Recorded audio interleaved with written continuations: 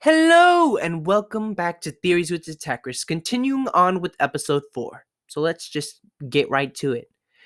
Now, to understand how Dr. Facilier's plan wasn't going to work in the first place, we first need to acknowledge what kind of job Eli Big Daddy LaBeouf has.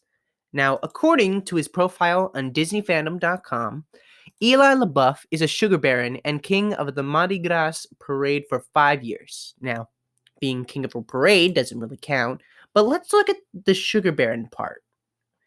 Sugar baron is a nickname given to a farmer who made his fortune off of sugar canes. And last time I checked, in 2016, cane for sugar was valued at more than $960 million.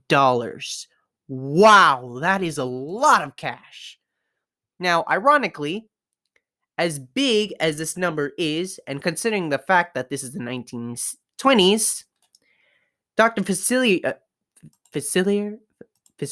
the Shadow Man doesn't even get close to this amount of money if his plan were to work.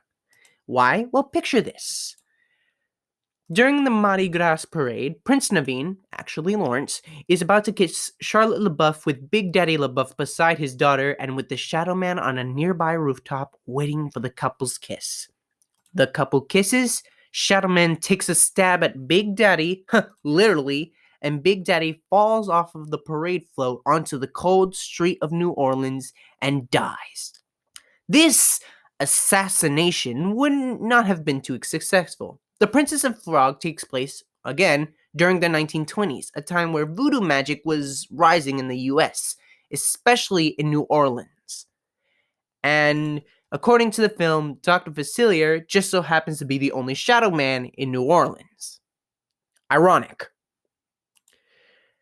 Now, I'm jumping the gap a little too much here. So let's say that Dr. Facilier wasn't accused of murder.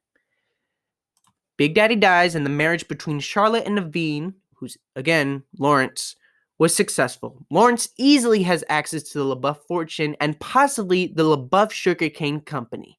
He could betray the Shadow Man at any given time because of the amount of money Lawrence has now inherited. But, again, jumping the gap. So let's think about the other alternate possibilities of this plan, considering there's a lot. Let's say Lawrence didn't try to portray the Shadow Man.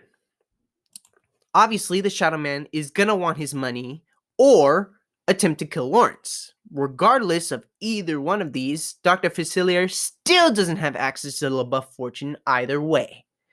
In 1919, the government established that companies would be traded or sold to another individual through contracts. And the movie takes place, when? During the 1920s, right after this establishment. Besides, even if the Shadow Man did gain access to the LaBeouf fortune and Sugarcane Company, his grasp over New Orleans wouldn't even last long because of this next scene. As soon as I dispose of Big Daddy LaBeouf, and I'm running this town, I'll have the entire city of New Orleans.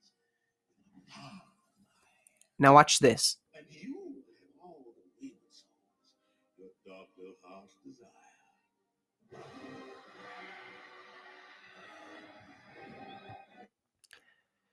By making this deal, he's dooming himself. And you have all the wayward souls your dark little heart's desire. By that, he meant all of the souls, including the sugarcane farmers that work for his sugarcane company, driving the company into the ground and leaving New Orleans as a ghost town. And that's the end of this theory. Thank you guys so much for watching. Be sure to like, subscribe, and comment, and don't forget to turn on notifications. Bye!